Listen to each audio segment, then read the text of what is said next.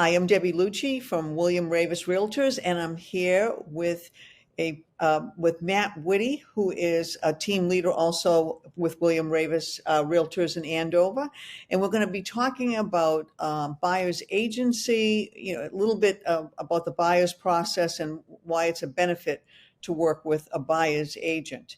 So, Matt, you deal a lot with this on your end. So, what are some of your thoughts? Yeah, so the buyer agent is a great topic because if you think about this, right, Debbie, you do mostly listings or all listings. So a seller will call you and say, all right, I'm bringing in Debbie Lucci and four other agents, and I'm going to interview all five of them. Okay. And then I'm going to select the best one after I put them through the ringer and do all this stuff. But on a buyer might go to Zillow, click, and meet the first agent and work with that agent. Okay, so imagine that. No interview, no proof that they are going to bring any sort of value, no proof they have experience. So I think buyers need to get serious and start really interviewing just as hard as these home sellers do. I agree. So if you've got 10% of the realtors selling 90% of the property, why would you just pick some Joe Schmo to represent you in your biggest purchase? Absolutely. Yeah, it's a huge thing, and I know, like when I meet with buyers, I give them a buyer's guide, and I know your team does something similar, I'm sure, and Yeah. and we do a consultation of how I can help you. This is the history of what we've done. This is what we've done in the town. We and something that's actually super important that doesn't always show up is what kind of rapport do you have with agents and other offices, and what is your reputation with the local agents, Huge. because they know that if it's a tie and you're a troublemaker, just that. So being cordial, that's a huge thing too, that I think buyers just don't know. They're not bad people. They just don't understand. Right. And I think especially some of the things that I've seen is you have agents sometimes that they're coming out from our area. They're not local, and sometimes they just send their client through the open house. They haven't even seen the property. Right. Yeah. Why would you want somebody to represent you if they haven't even seen the property? Yeah. So 100%. I mean, so go ahead. so what do you think some of the benefits are of hiring a buyer's agent? So Yeah. Yeah. If you get a trusted buyer's agent, I'll give you a good example. So I took these clients out and I did meet them on the internet. Okay. Which is kind of a funny thing, but that's kind of what we live in. Right.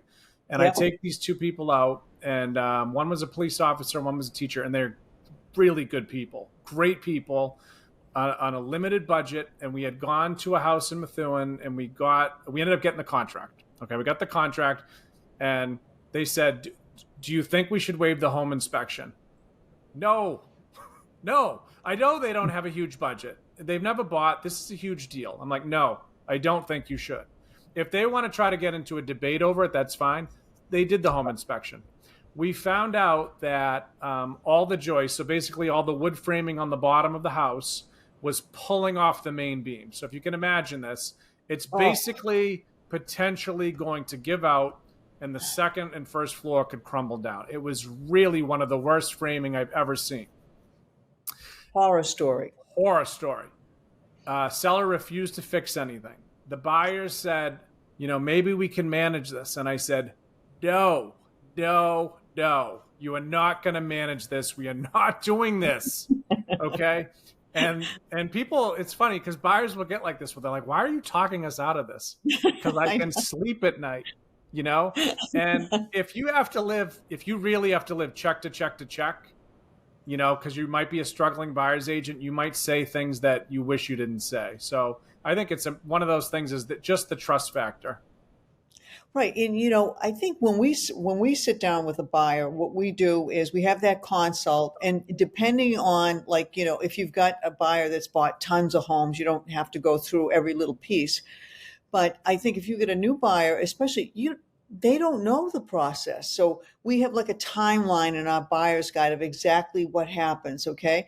So, and we go through these things like, so for example, if you have an inspection, you know, what is an inspection for? An inspection, really too, is to learn about the house. It's not just to, you should follow the inspector around. What happens if the appraisal is short?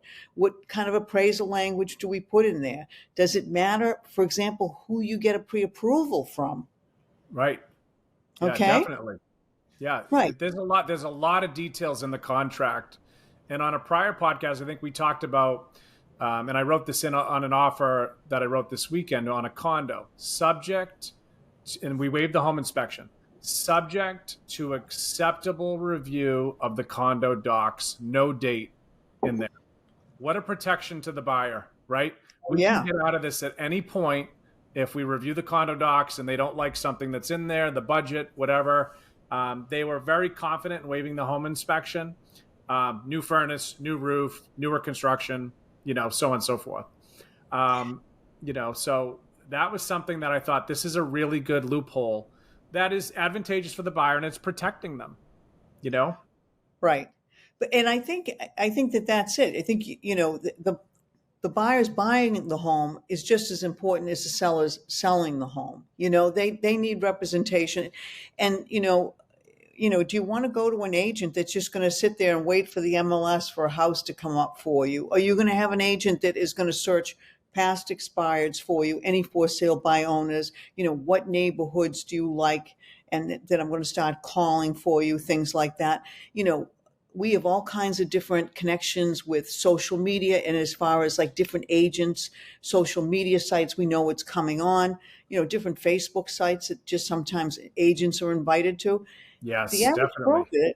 broker, they're not going to. There's a lot of inside information, and even things like this. Like there was one listing that came on last week, and I had a buyer that was interested in two different properties, one in Andover, one in North Andover. The one in Andover was listed by an agent we know pretty well from a different office, and they're a great agent. And I said to him, this thing is going to go so far over the asking price that you are not in a budget. You're not in a position with your budget to do this. And he said, well, how do you know that? I said, because this is what she does. And she does it well. And I said, here's one listing, list price, sale price, list price, sale price. And I said, even worse, they're waiving everything. So, and this guy does want to do a home inspection. I said, you're not going to, you can write that in there, but it's a death sentence, and they have big budgets. They could fix things and deal with things, and they've owned homes before. But don't you learn the patterns of other agents when you see them and you're like, okay, I know what they're doing with this. Right. So some agents I know, what they do is they purposely price homes high so the house sits, and that way they're enabled to get more buyers over a period of time. So that's sometimes their strategy. Wow. Okay. So it's not really in the seller's best interest. It's more really in their best interest. And I know a few agents, not many, but have a pattern of doing that. That's an interesting tactic. Yeah. Yeah. So you'll get the buyers, but the seller will hate you. Oh, right. But, but the seller in the beginning thinks, oh, wow. They think they can sell the house for this price. So, you go in there and that 2-week window of selling that house is really important to get the most money for the house. But, that agent looks at it like, oh yeah, I'll price it the way you want. And, I'll get all these buyers from different open houses and calls and things like that. And then over the 2 or 3 weeks, you start sitting there doing a price adjustment and the seller's actually lost money, Yes. So yeah. And again, we know who those agents are too, because they have that track record. Well, see, that's why, why wouldn't you work with an agent that knows your area? Yeah, definitely. And why would you work? And I told you about this, but I was being nosy one day, and I was sitting at the bar at the Beauport having a cocktail, listening to this young kid chat about the fact that he had, an agent in this town, another one in this one. He had 5 different agents. And he was about my son's age. So I almost couldn't help myself, and I said, look, I'm not going to give you my name. I'm not looking for your business, but I'm going to tell you exactly what I would tell my son. Get one agent, get a really good agent, and they'll know this area that you're looking at, because you're looking at a close, a few different towns within the same area. And, I hope he ended up buying something, but, But when you work with five different agents, if you come up to a really good agent that's experienced, that's going to work like a dog for you, what they're going to say is, I'm not going to put the effort into this person. Right. They're not giving me any commitment. So Totally. what's going to happen is this buyer is going to do all the work. Nobody's going to contact them back. Nobody's going to go that extra mile for them. And it's kind of a shame that they don't realize that, instead of making one commitment and having somebody that really explains the process.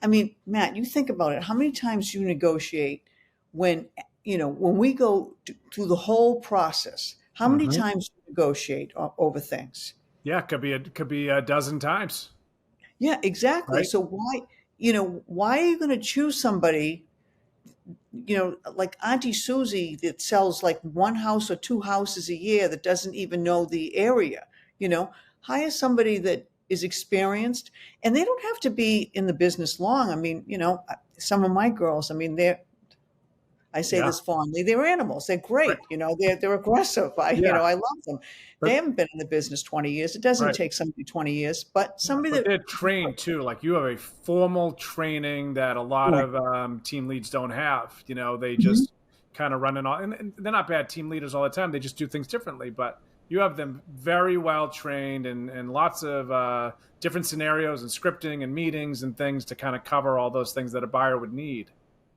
Right, like the new agents today, we were going over the buyer's guide and we went through what happens in this scenario, what happens in this scenario.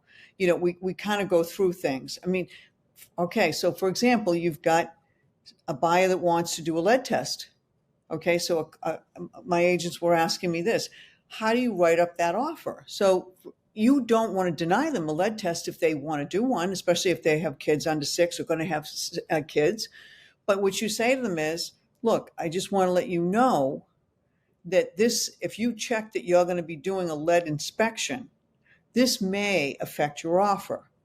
Now, if we test for the house that has lead, are you going to ask the seller to mitigate that lead?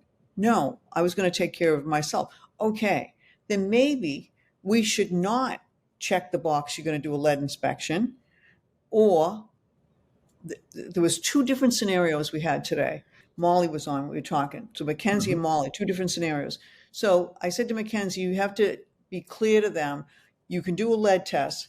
That may affect your offer getting accepted, because what happens when you do a lead test, now that report goes to the state, That's that right. house has to be disclosed that it has lead. So if you're going to ask the seller to mitigate that, okay, fine. Then do a lead test and ask the seller to mitigate it. It may have an effect on your offer, but as long as you're aware, then that's fine.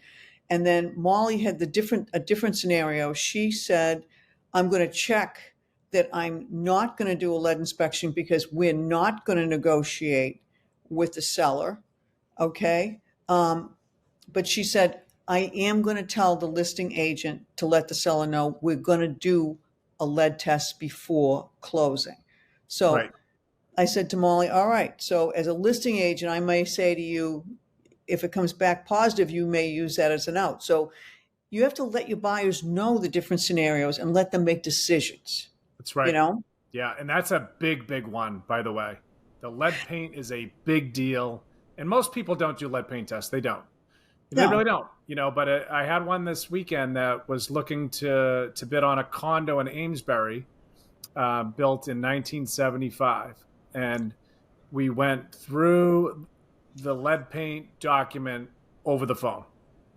Okay, and I said, "Listen, they said, you think there's lead paint there?" I go, "There could be. There really could be. Yeah. I take the chance that there is lead paint in there." And I said, if you are so concerned with lead paint, like it's really something that is so important to you, then let's stop looking at condos built prior to 1978.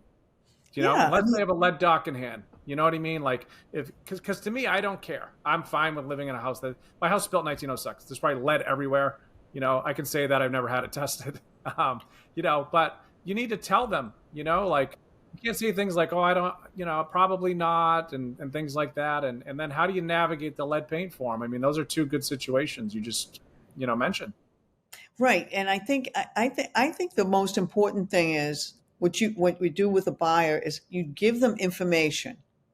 Okay. We can cross out the home inspection. Okay. We can do a pre-home inspection, or we can do a home inspection. And Yeah. these are the different scenarios. This is what might happen, but you have to ultimately make the decision. You can't force them into anything, but all you can do is give them information so they make decisions on these things. And sometimes, agents don't go into that much detail. Yeah. you know and you've heard some horror stories of, the home inspections crossed out, and then the buyer walks in, and they find all this stuff wrong that this, seller didn't disclose, and things like that. It's a shame. It's you know horrible. Yeah. it When you is. get that seller statement and it's blank and they lived there for 15 years and they're sound mind and body and they can fill that form out, it's pretty scary waiving home inspections. Right. And sometimes the sellers don't know. Fair. Yeah. Right. Right. They don't know. So, I've had some major OCD sellers in my time, which I love the major OCD sellers. And there was mold in one of the houses. He had no idea. Took Right. boxes out of a closet. It showed up. He was embarrassed, but, he didn't know. Right. The boxes were in there for a while. Yeah. So, I think I think it's important to go over this process in a lot of detail and care about the buyer and give them options. Yes. Yeah, definitely. Yeah. You want to make sure they're well protected. Like you said, you want to kind of lay everything out for them. Like if you waive the home inspection, things to be concerned about. If you do the home inspection, how is that gonna, be looked upon from the listing agent and seller and everything in between? There's a lot of variables. Right. How do you write up appraisal language? Okay. And when I was talking to the girls today in class, I said to them, you can explain different scenarios to the buyer, but you're not going to really know how they're going to feel about the situation until we actually get into it. But you can explain it to them. Like, for example, what happens if you waive the appraisal altogether? What happens if you say must appraise? What happens if there's an appraisal gap? So you can go over different scenarios. So by the time that they actually walk out, even looking at houses, they're more educated. And I think that that's very important than all of a sudden, oh yeah, let me just open the door for you and let you in. And, oh, you want to write up an offer? And you don't even know them. You don't even know what they want, what's important to them, Right. things like that. Yeah, And definitely. Yeah. I mean, one of the things I ask them is, where do you work? mhm, Imagine, because if they say I work in Worcester, and they say I want to live in Boxford, we have a discussion. And one of those right, discussions, this is truthful, I've had this all the time. I said, have you driven that distance yet? And they said, no, not yet. But on a map, it says 42 minutes. I said, that's good. Now what we're going to do is on Monday morning, when you plan on gotcha. leaving for work from Boxford, you're going to get in your car and you're going to simulate the drive when it's raining so you can really see what it's like. And just those little things. I mean, they don't teach that in real estate school. I know, you just have to care a little bit. You do. That's what it is. But I think that's why the relationship is so important. And you have to understand, like, what's really motivating them. If the house down the street, this guy is a single dad, and his sister lives down the street, and he's buying that house because she's the built-in babysitter. Okay, I understand what you need. I get that. Yeah. It's the needle in the haystack he's been looking for. Right. Things like that. Yeah. Yeah. You really, really need to listen to what the client is saying, especially, I feel like, especially on the buy side, because I feel like it changes so much as every week goes by. Like the client will say, I have to live in Andover, and then we look in Andover for a week or two and they said, geez, I really hate these prices. I think I could get more for my money in another town or city. And then we move to the next one. And then we have to Right. kind of go pluses and minuses of all these local towns. Right. And I think, you don't always want to be the buyer that's in line with all the other buyers, putting offers in. You want an agent that's going to work a little, think a little bit outside the box for you. But, unless you make that commitment, they're really not going to do that. That's the thing, because it does take a lot of time and a lot of work, and they want the commitment back. It's a relationship. It you is. know It is. And it's and just like in a listing agreement, lays out everything. You have your marketing plan, you have your listing presentation, your listing guide, right? Tells you everything. We do the same thing on the other side. We have a buyer's guide, we have a buyer's agreement, we have everything we're going to provide for them. You know, we recommend they go and read the reviews of what did the buyers say, because they're not going to lie, you know, because Right. it's not a Disney movie. It doesn't always go perfect, Right. No, it doesn't. you know. So, So so what do you think about the buyers that are going to go direct to the listing agent? yes, that was actually exactly what I wanted to talk about next. So I'm a buyer, right? So I go into, you're primarily listing agent. So I'm a buyer and I'm very smart. You know, I'm real smart. So I don't need a buyer's agent, because what I'm going to do is I'm going to walk in. So I say, Debbie, this is a great listing. I don't have an agent. So can you write the offer? Because then you'll get all the commission. How do you respond to that? No, I'm one of these people that I'm very strict on this. Nobody's going to, I work for the seller. I negotiate for the seller. So, I mean, I could have Clint Eastwood walk up to me and say, Debbie, can I have this house? And I'd be like, oh God, you know, no, you're not the highest offer, you know? So, I mean, that's what it comes down to. It comes down to, it's what the seller wants, really. I've seen, that's the other thing I've seen. I've seen sellers like, look, this has got a home inspection. I know the offer's a lot lower than the other one over here, but this is what I want. So it has to be what the seller wants. So, I don't sway. You're not going to buy me. That's just how it works. I mean, I work for the seller. So no, they're going to have to, they can go to a team member, they can go to someone within William Ravis and write up the offer. No problem. But no, I think what happens is they think, oh, that listing agent's going to get both sides of the commission, so she's Yeah, going to sway my offer. And the answer is exactly. no.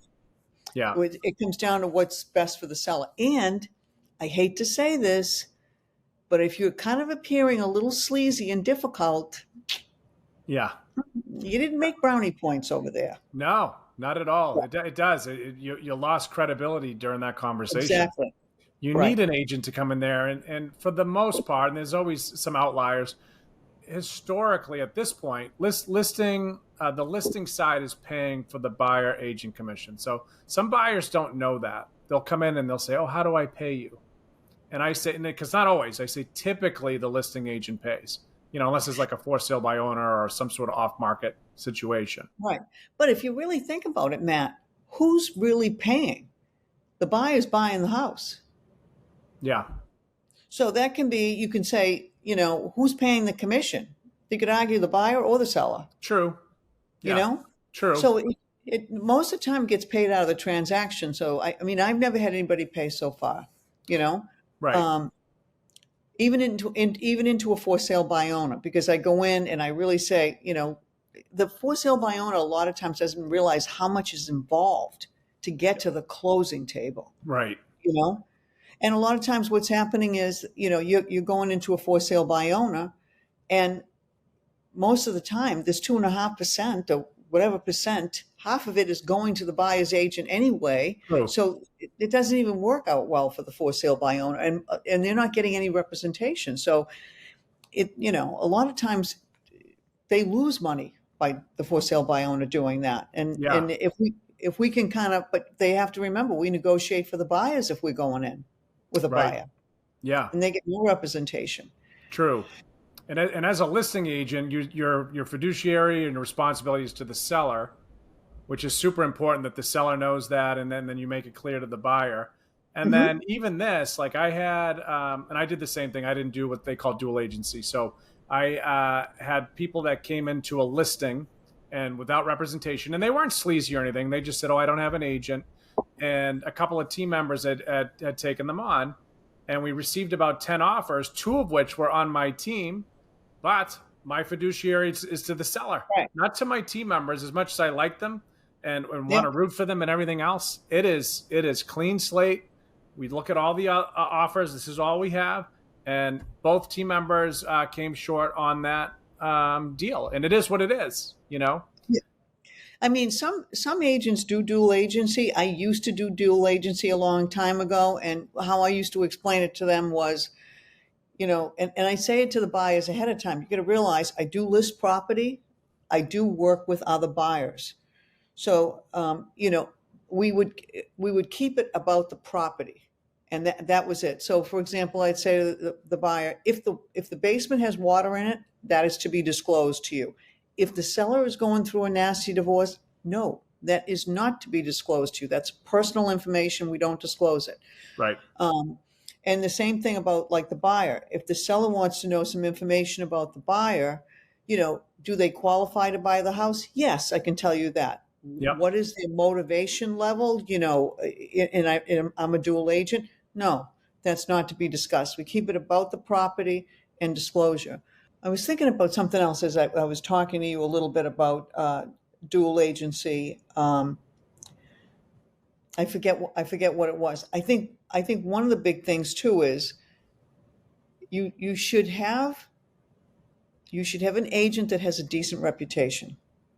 I think that's very important. A bank that has a decent reputation, Mm-hmm.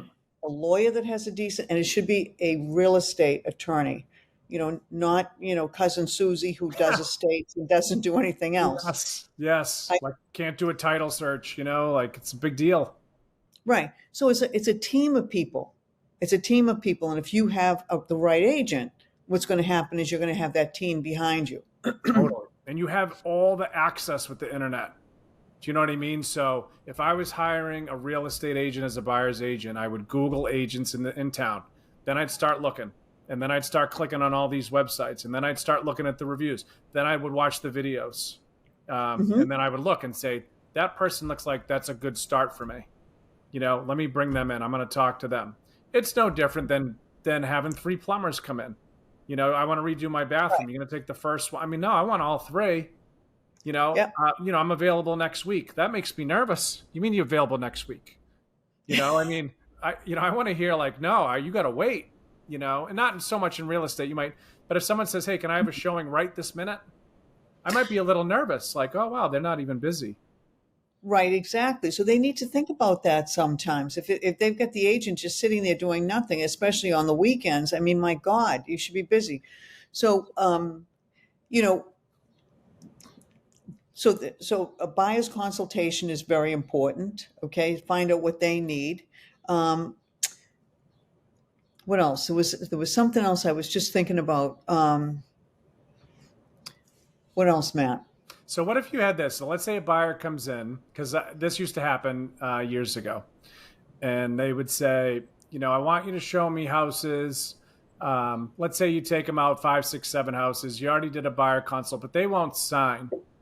They won't sign. So let's say now you've spent 2 weekends with them, Yep. and they won't sign. What does your team do if they just say, I like you, Debbie, as an agent, but I'm not signing. I refuse to sign a contract. Or we'll call it a buyer agency agreement. Contract seems so formal. Okay, so let's face it. If you're a good agent, there's only so much time in the day. Okay, so am I going to pay more attention to my buyer clients or just a customer who's a buyer? If I've got a new property that just hit the market and I've got a few buyers that like this property, the first phone calls are all going to the people that signed a buyer's agency contract with me. Yeah. And, what it comes down to, I'll work with this person if I have the time. Okay. But I have to be loyal to my sellers. I have to be loyal to the people that have hired me as a buyer's client. That's what's important. Right. They've made a commitment to me. If I have time, I'll show you the house. That's just, and I understand if you don't want to sign a buyer's agency contract, but you have to understand my position too. Right. Yeah. Because think about that. Let's say you have 10 buyers, Mm-hmm. and then like a lot of them, I went to see houses Saturday and Sunday, and 12 of the properties between all of your buyer clients don't have open houses. Now think about what that schedule is. You know how hard that is, right? You're trying to get into a house back to back to back to back times all those clients, And if you don't have that commitment, and again, I feel you have to prove some value. I always say, let's sit down. I'll show you everything. I'll take you out. If you feel like I can't provide value, then we'll go our separate ways. And there's no harm with that, Right. but you get to a Right. point where, and it's got to be a quick point, by the way, because we are all kind of busy, that if it's a fit, let's sign here and I'll show you what the value is. Like you said, that you're kind of at the top of the list, that you've signed Right. this agreement that we're going to work together. And sometimes we do have those tough weekends where, guess what? It is 8 hours of showings and you have Right. to, fulfill your commitment. Plus, I mean, if you're looking for properties for your buyers between expired listings, for sale by owners, different sites and things like that, that's time too. You're not actually out showing, but you're doing all this work for people. So, I mean, what are you going to do? You're going to keep bringing this person out that hasn't made a commitment to you, and you said to your buyer client, "I'm going to do all these things for you," and you're not going to do them? Of Right. course, you're going to do them. Yeah. You know? You have to. It's too competitive. And you also, one thing that we've, unfortunately, some people have gotten away from is you've got to pick up the phone. You have to pick up the phone, especially when we get into those critical moments of writing a buyer client. You pick up the phone, talk to the agent. What do we need to do? And granted, they can't always tell you everything, but you know how it goes. They will sometimes tell you a little bit more than you'd expect. Exactly. You know, I mean, there's some agents that, like, for example, they write up an offer and it's subject to a home sale contingency. They just send the offer over. There's no phone call. Yep. Well, is that house on the market? Did it go through home inspection? Did it pass commitment? I mean, right. that agent isn't even telling the listing agent where it got to. So are they really representing the buyer that well? So I agree with you. You got to pick up the phone. What's important to this seller? Go back to the buyer, and that's where if you have a good reputation with other agents, it really pays off. It does. Yeah, we got one under contract in North Andover the weekend, and it's a local Andover agent, different office, and we did a deal prior, and my buyer client really wanted to do a home inspection. It was important to them, and I talked to her on the phone. I said, they have owned property.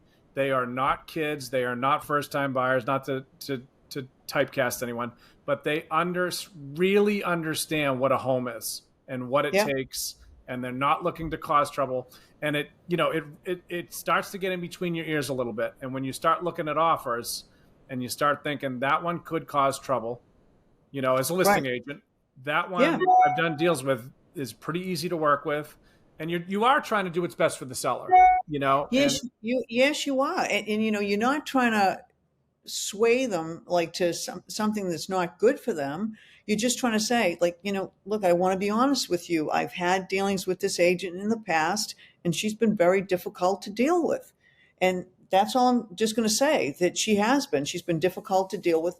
So, this person that you're talking about, must have had it in their head. Matt's going to bring me to the finish line. This is, I've dealt with him before. He's going to bring me to the finish line. Yeah. And, totally. And that's how we feel, kind of in this community, is that, we've had deals that are really smooth and easy and everything in between. And we've had some tough ones too. I even know, like, writing for certain listing agents, I'm like, we had a tough one last time.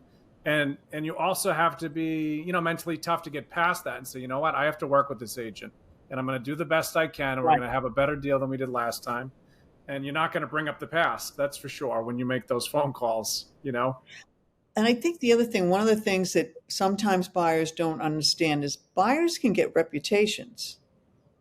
So let's say that you're a buyer and you just keep pulling out of deals all the time, or and what I'm saying is you haven't done the right thing by the seller. Okay, you pulled out for bad reasons, kind of selfish reasons. Right. And you can get a reputation as a buyer. And what happens is, then pretty soon they see your name come across a list of offers. They're like, look at this guy's, he's pulled out of 4 houses before. He's, and I think that sometimes buyers don't realize too, that they can get reputations if they, they're not reasonable. 100%. Yeah. And I've certainly dealt with one of those in the last year, and it's a very, very challenging situation, and it's tough too, because the buyer, whether we like it or not, is the boss. We can advise them as much as we want to, Right. inevitably they make the decision that they feel is best. But you are right; they can put themselves in a tough spot.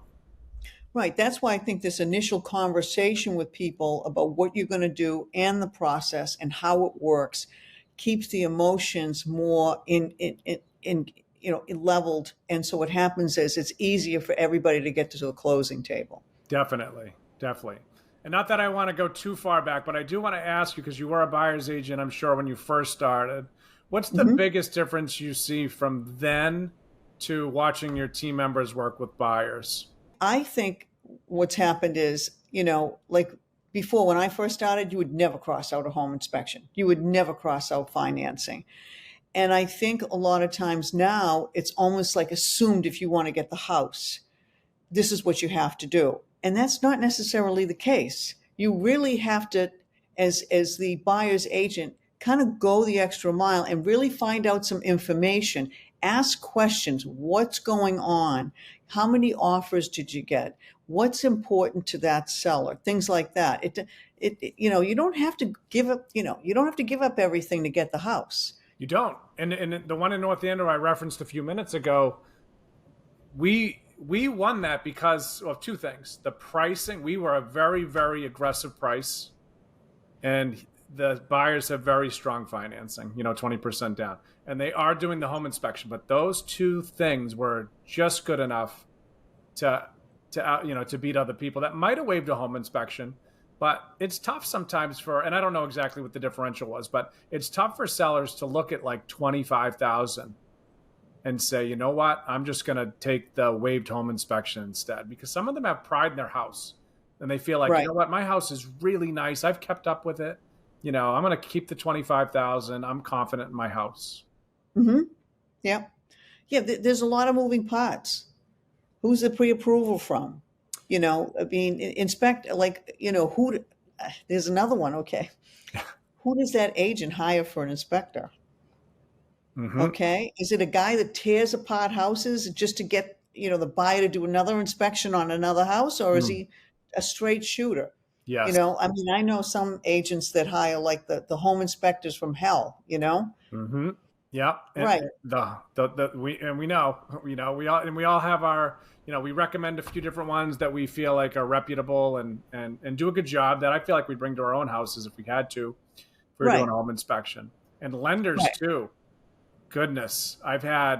Obviously won't name the lender because I don't want to get sued, but there was a national lender that canceled the loan on a very well qualified client that ended up buying a Knollcrest years ago. You know how nice Knollcrest is. They Yeah. canceled that loan, days before commitment, and they That, said X, Y, and Z. It didn't make any sense. yep. And I'll give a shout out that I sent it over to Liz Ryan from Cross Country, and she cleaned it up and closed it in 14 days. I bet it's the same bank that I've held a grudge at for years. Okay. Because they backed out of the deal the day before the commitment. Yeah, Oh, well, we didn't know he was getting gift money from India. I'm like, yeah, what do you mean you didn't know? yes, you did. Right. So it's the same thing. So like when that comes across my table, those offers, I'll look at the pre-approval and I'm like, I say to the seller, I've had issues with this bank before. I'm Mm-hmm. just letting you know that. And I tell them the story of the day before the commitment, Mm-hmm. backing out. Yep. That's about it. Right. Yep. That's fair, right? You just Hmm. these are just the facts. This is just we're not asking you to do anything, Right. you know? Right. We're not asking you, sometimes, as a listing agent, the buyer's agents will call me and they'll say, what are some of the things that you're noticing? Half of waived home inspections, half are not. I am not advising you to do anything. I'm just sharing facts, Right. Right. you know, Right. because you do have to be mindful of that too. We don't want to say you have to do, well, no, I'm not doing that. And I'm sure you're not. Right. Just give them some information. That's it. Yeah. Yeah. So I hope people got something out of this because I know, prior to being in real estate, I didn't understand exactly what a buyer's agent did. But there's a lot to it, and just as much as a listing agent. Yeah. We just don't open doors. Yeah, exactly. All right, Debbie, that was great. Thank you for sharing your ideas and thoughts, especially from the listing agent perspective. And And I'm still working with buyers. I love working with buyers, but at some point I will hopefully transition out of buyer agency as much as I love it. So Debbie, Yeah, how well, can the people get girls, in touch with you? well, the girls on the team work with the buyers for me, and you get in touch with me. My phone number is 978-771-9909. Okay. Awesome. You can reach out to me directly, 978-273-0099. All right, we're signing off. We'll see you at the next one. Thanks.